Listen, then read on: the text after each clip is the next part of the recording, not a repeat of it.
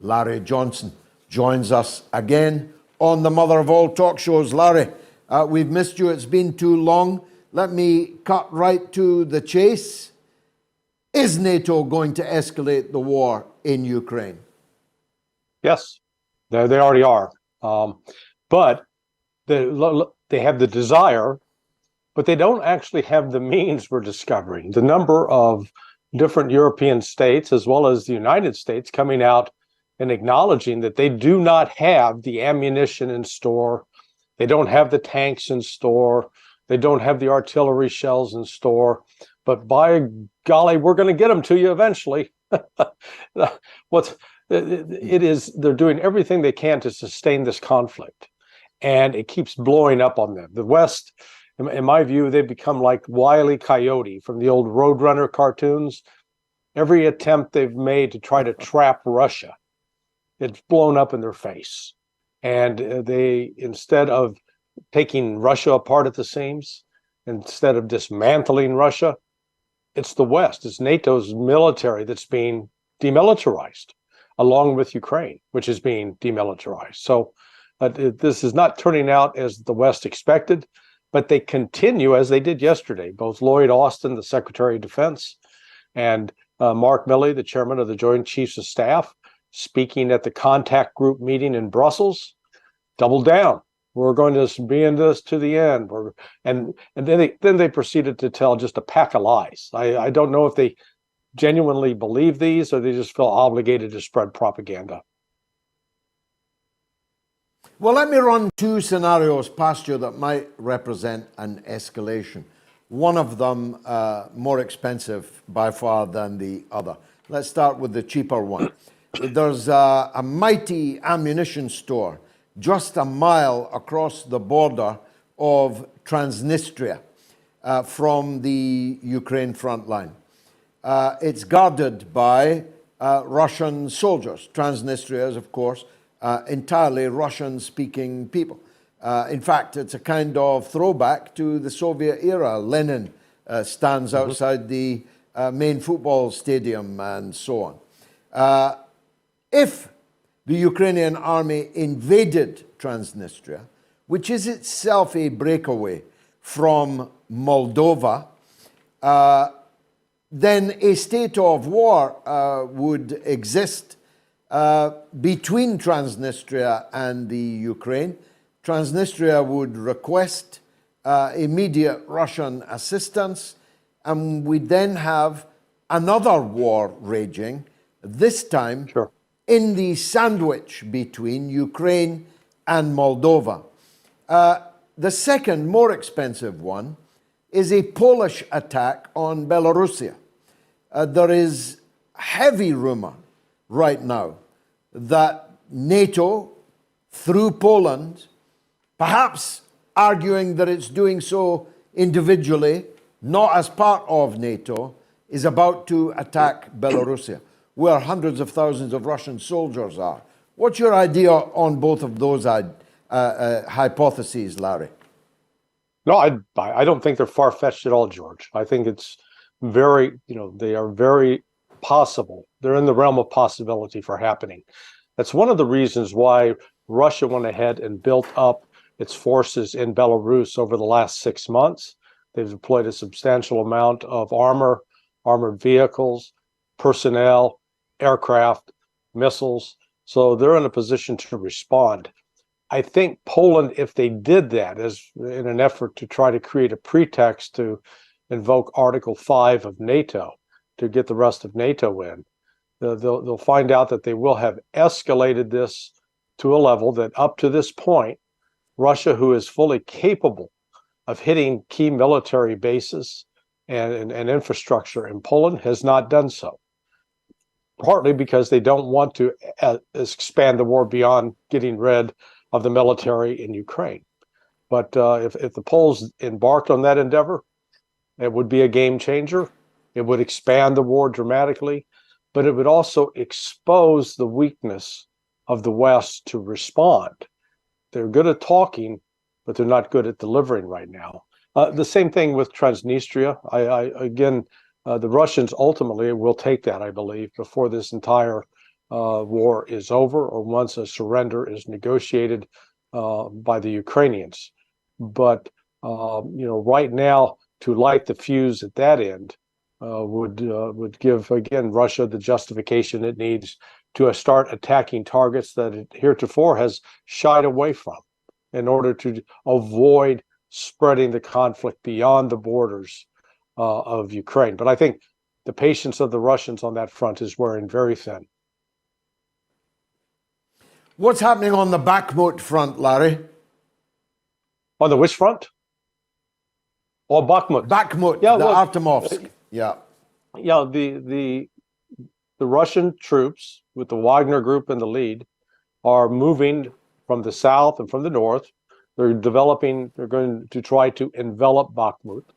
At the same time, the Russians, it's almost like if you go fishing and you put bait on your hook and you throw that hook out there, hoping the fish come feed on it. That's what's going on in Bakhmut. Bakhmut is the bait for the Ukrainian military. They keep feeding in men, material, supplies, and the Russians keep blowing it up and destroying it. And it's really a way to decimate the Ukrainian military without having to put a lot of Russian troops on the front lines in a formation that would try to do a rapid penetration. So I don't think this is going to. I think this could probably stretch on for at least another couple of weeks. The Russians are quite content. They've got time. There is no urgency for Russia. They're not in a life or death situation in terms of needing to take action militarily on the battlefield. But what they do recognize is that they are now they are engaged in a war with the United States, with Europe. That's why they have forged alliances with China, with India, with South Africa, with Latin American countries. And they recognize a new multipolar world is emerging. The dominance of the United States, the Pax Americana, is coming to an end. And this war in Ukraine is really where it's taking place. So it's not just in Bakhmut. You've got activities down to the south in Zaporizhia. There are also the Russian troops are moving in Mariinka, which up to 3-4 months ago had been a very important place for the Ukrainians in terms of launching artillery strikes into Donetsk, and the capital. Now, Putin promised to capture the headlines on the anniversary. It's fast approaching, 24, 25 February. It's just around the corner, just over a week from now. Obviously neither of us knows what's in their mind, but any suspicions, any hunches of what those surprises might include, Larry? Yeah, one would be the announcing the reunification of bringing Belarus back into Russia as a member, as part of the Russia Federation, so that Belarus would cease to exist as a country and would become an important republic within the Russian Federation. So that, I think, that is one possibility.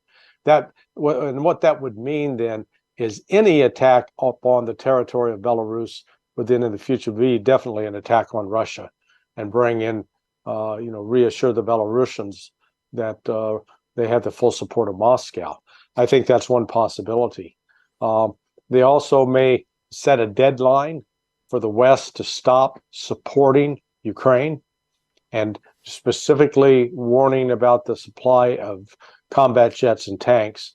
Up to this point, Russia's under no real pressure to respond to that, because despite promises from Washington and London and Berlin and Warsaw to send tanks, they don't have any really ready to put on a train and send over. And once they get there, who's going to drive them? And who's going to maintain them?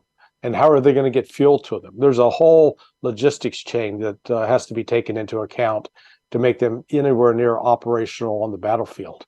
So I think up to this point, Russia is letting a lot of that slide, but there will come a moment where that will have to be addressed, and it will be addressed militarily. What's happening in Washington? What's all this UFO stuff and balloons and so on? Is it, as I implied, Larry, a diversion, or Or should we be worried that Joe Biden has declared war on Uranus or his anus? I'm not sure he Yeah. knows which. It's definitely a diversion. What happened with the first balloon? It was a Chinese weather balloon. It was detected by NORAD, which is the North American defense system for detecting objects, even as it took off out of China. So they knew about it weeks in advance. When it approached the Alaskan coast, the general in charge of NORAD made the decision, it's not a hostile threat, we're just going to let it pass. Someone down in the Biden White House found out about this and thought, oh boy, here we got a chance. We can do something that will make Joe look important and tough on the eve of the State of the Union address, which took place 2 weeks ago. And so what they did is they decided, okay, we're going to order a shoot down. And the military tried to explain, look, it's not a threat. And the politicians, commander in chief, insisted on it being shot down. The military balked a little bit, saying if you shoot it down over the continental United States, you run the risk that you could potentially kill some U.S. citizens. That won't look good politically. And the Biden said, oh, okay, yeah, you're right. Gets off the coast. Boom, they put it in the water. Well, after that, that general at NORAD was reprimanded very sternly for his failure to act on this balloon.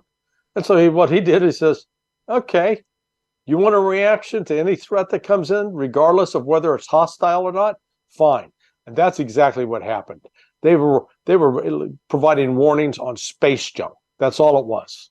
And so now, all of a sudden, the Biden administration is on its heels because they're incompetent.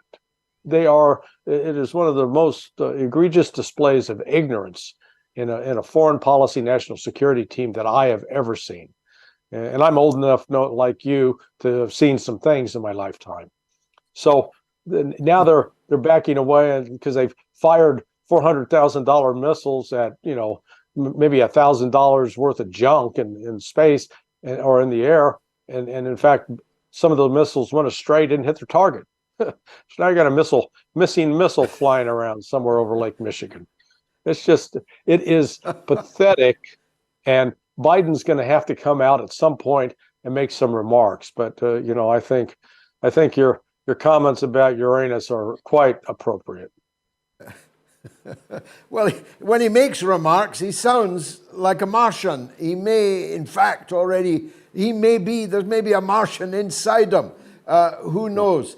His brother is in hot water today because I see in the New York Post, which is leading the way, I must say, in the entire American media about the Biden crime family. His brother is in court on having allegedly brokering a $140 million deal with Saudi Arabia.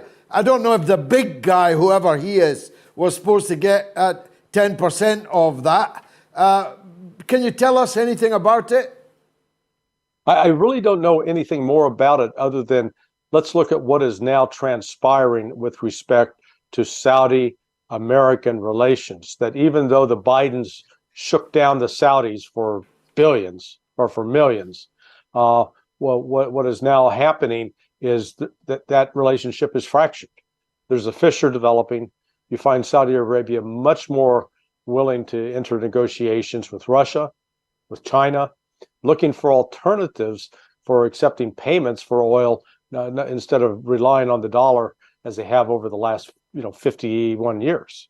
So this is, I think, the willingness to take this into court signals that the tide may be turning against the whole Biden family right now. I think the act is wearing a little thin, and Democrats are becoming, I think, increasingly worried about what's next, because at this pace, Biden will not survive. They just, he keeps saying that inflation's down, except the report that came out yesterday showed that inflation actually exceeded what experts were predicting. So it's higher, and it's going to continue to go higher. He's not winning on any front. What about the Nord Stream front, finally, Larry?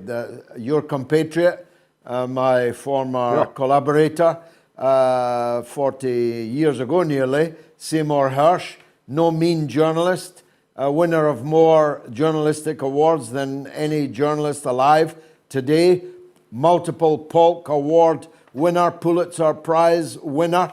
He's having to write on Substack now because none of the so-called newspapers will write the earth-shattering revelation that he's come up with on the Nord Stream.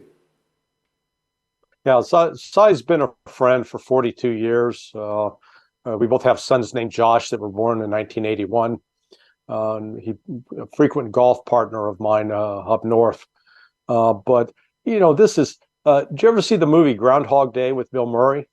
With these stories that Cy puts out are just like Groundhog Day.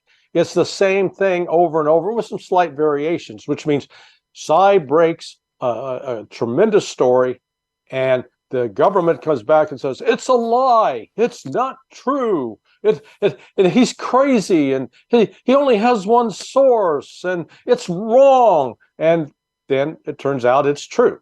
So it didn't matter whether it was his reporting on the My Lai massacre, his reporting about Gulf and Western, his reporting about CIA assassinations, CIA spying on Americans, the story he did with respect to Abu Ghraib, which was cutting edge.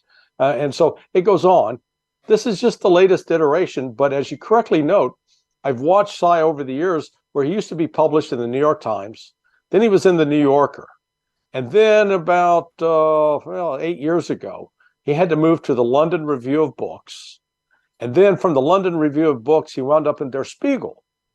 Now he's gone to Substack, but it's actually, he's quite happy about it from the standpoint he no longer has to worry about irritating corporate interests. He no longer has to face a major battle with editors over, this might not be well received. And yet he's still smart enough that he uses an actual editor to help clean the pieces up to make them even punchier and very readable. So he got the story right.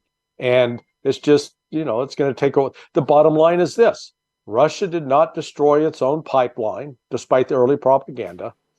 Somebody in the West did. And Cy's got reliable sources saying it was the United States with the help of the Norwegians and maybe some other countries. But at least the Norwegians were right there to step into the breach the next day once that pipeline disappeared. Hey, we've got some oil and gas to sell you. Here you go. Cui bono, as they used to say. Larry Johnson, you're a star, man. Thank you very much indeed for joining us.